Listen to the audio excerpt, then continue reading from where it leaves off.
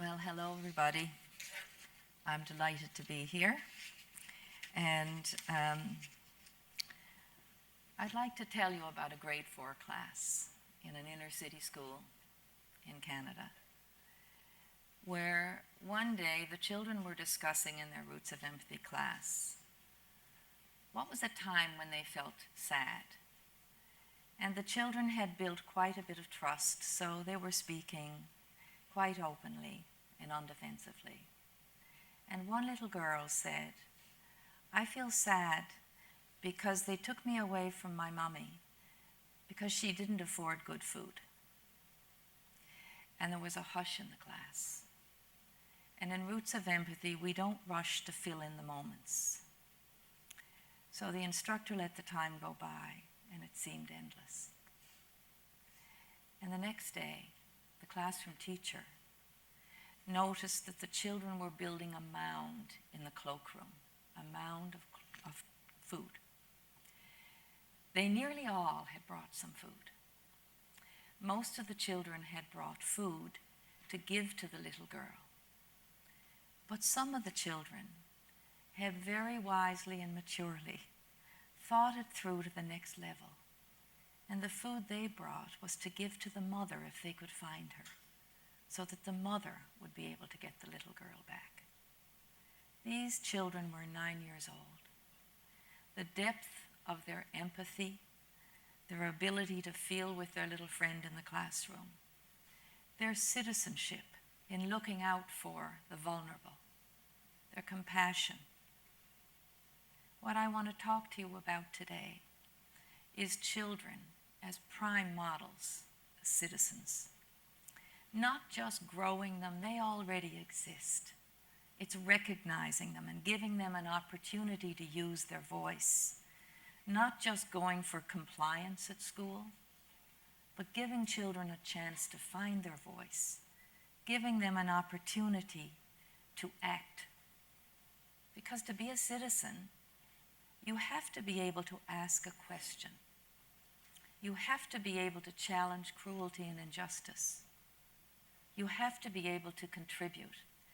And we don't organize the lives of our children so well that they have the ability to know how they can contribute.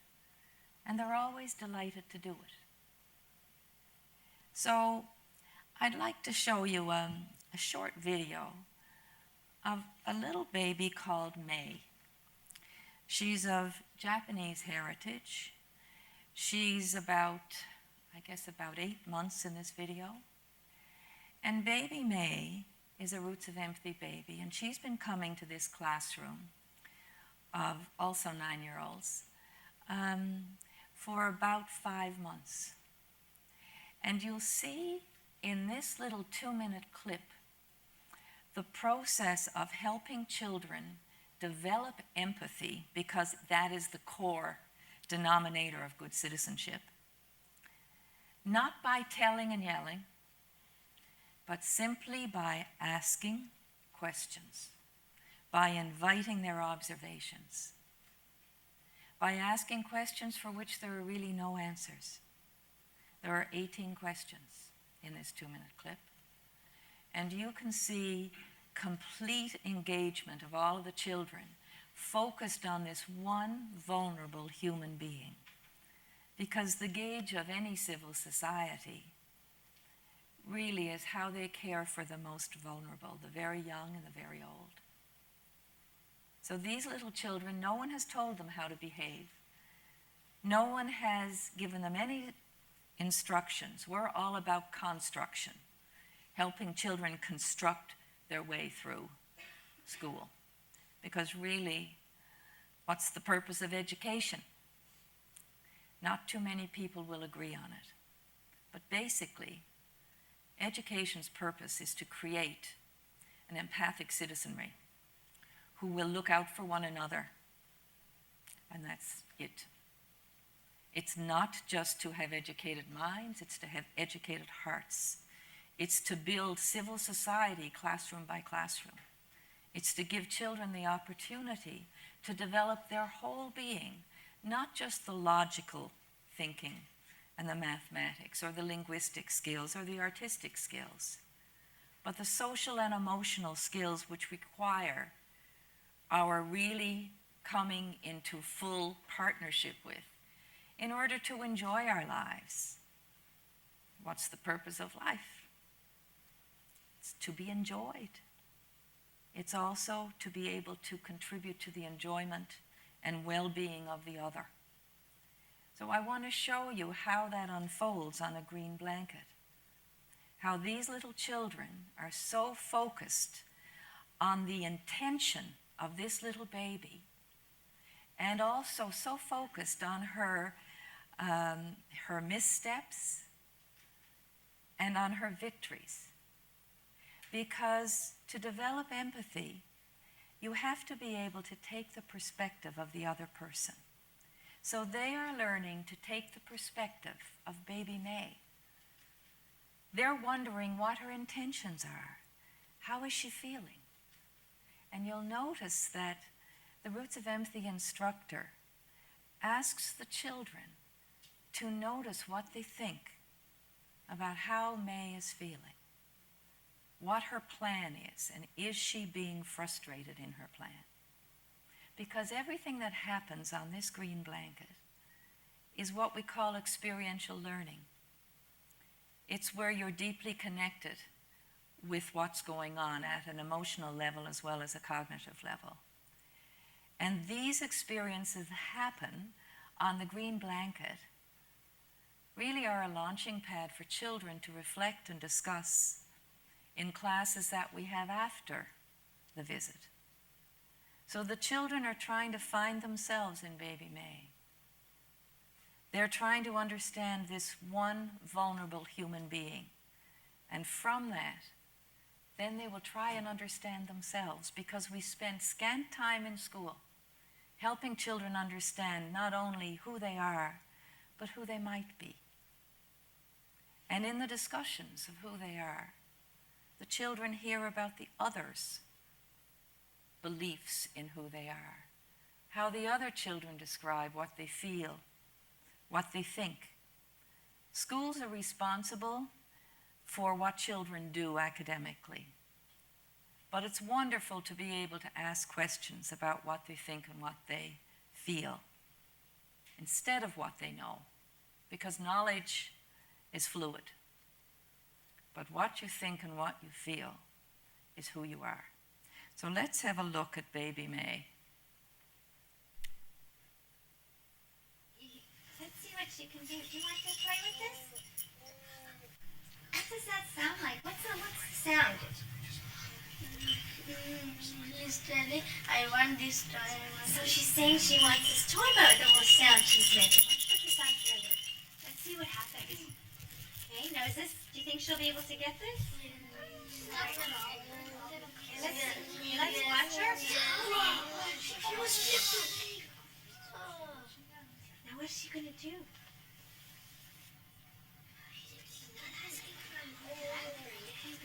Yes. Let's see if she keeps trying.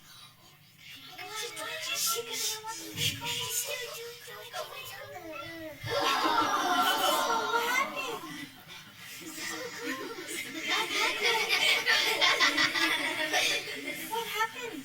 Should I pick you up? Do you need help? Okay, let's pick you up. Okay. Did she get upset when she tipped over? No. No, so is she easily frustrated? No. No, she's not. Let's try and put her back.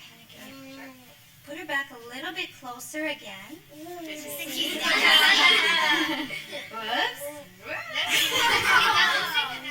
she's ready to do something else. Let's see if she tries again. Want to try again? What do you think? You think she wants to try? What do you think? He wants to try again. Do you think she wants to try again? See, look at her body's reaching. Let's try and see what happens. Does anybody remember when she was learning to roll over? Look, she kept trying. Uh-oh. Did that get her? You okay? Should we try? Make it a little closer. Yeah. So Baby May has a lot of friends and supporters in that classroom. It's really interesting to see how all of those children gathered around and were cheering for Baby May. This whole idea of one for all and all for one. You know, we usually hear it takes a village to raise a child, but in Roots of Empathy we say it takes a child to raise a village. And the idea that the attachment relationship between the baby and her mother, when the baby got into trouble, fell down and hurt herself, she turned around to her mother to say, "Am I all right? Should I be crying or carrying on?" And the mother gave her the reassurance, "No, you're good to carry on," and she did. And what you see happening in this program as those children are witnessing the theater of emotion that Baby May goes through, you are seeing the biological embedding of the experience in their brains. Because when we have experience, it is embedded in our brains. It shows in our behavior, in our health later on in life. So that when you have wonderful experience as a young child, you can expect to have fairly good physical and mental health. But if your life is blighted with adversity and stress as a child, it does play out later on in life. And one of the things that Roots of Empathy does is it breaks the intergenerational cycle of violence and poor parenting. So the children lay down other tracks in their brains of what it looks like and feels like to love and to be loved. Because every parent does the best they can with the deal they're given, it doesn't mean the child gets the best deal. So although nothing is said about it, there is a lot going on here in additional tracks that give children options for what love looks like. Because if you're to be a good citizen, you need to be able to love yourself and you need to be able to love the other. And something has to happen in between your initial experience to change that. There are many examples in history of the impact of empathy on changing injustices. If you look at the civil rights movement, it happened because the status quo was challenged in that the leaders decided that they would no longer marginalize black people in America because they were realizing that they were really the same. So it was sort of an end to that whole I and thou. It was we are the one, a beginning rather to the I and thou. We are the one rather than you're different and therefore alien. And the same thing happened in South Africa, and the same thing happened with the women's movement. If there hadn't been empathy, if there hadn't been an understanding that we share the same feelings, we may be different, but the whole idea of helping children understand differences when they talk about the baby and other babies and they talk about themselves and they think about how they're different, yet don't we all feel the same way? And this is something that children come to very easily. And the interesting thing about developing empathy, when empathy goes up, aggression goes down. And the kinds of aggression that go down perceivably are things like bullying. Now, it appears we have a pandemic of bullying, but I think actually it's always been there. If you look at any corporation, if you look even within government, if you look at any social structure we have, you can pretty well identify bullying at any level, particularly middle management.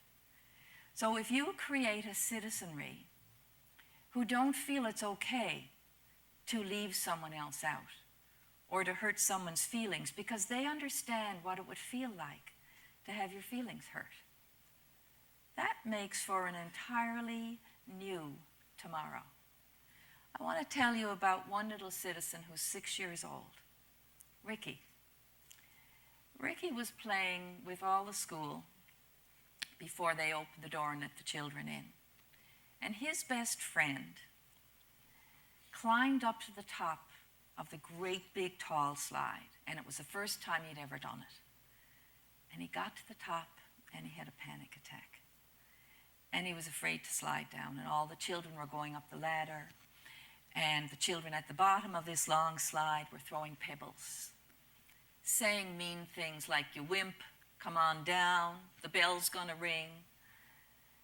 And little Ricky started to go up the ladder asking the kids to come down so he could go up. And with the whole schoolyard watching, Ricky went up and he put his legs around his friends and he put his arms around his friend. And he said, "We'll slide down together." The whole schoolyard stopped because they recognized the courage and the bravery and the heroism of that child to challenge the injustice of people being mean to his friend. That is a citizen. We would have a glorious world if we had more citizens like that. And I think the whole idea of what is health? Well, health is more than the absence of disease. And peace, it's more than the absence of war. And good citizenship is more than voting and clearing the snow from your path.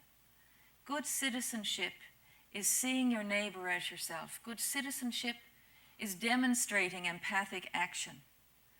Good citizenship means that we all see the other as ourselves. We feel with the other, not sympathy, which allows us to pity people in trouble.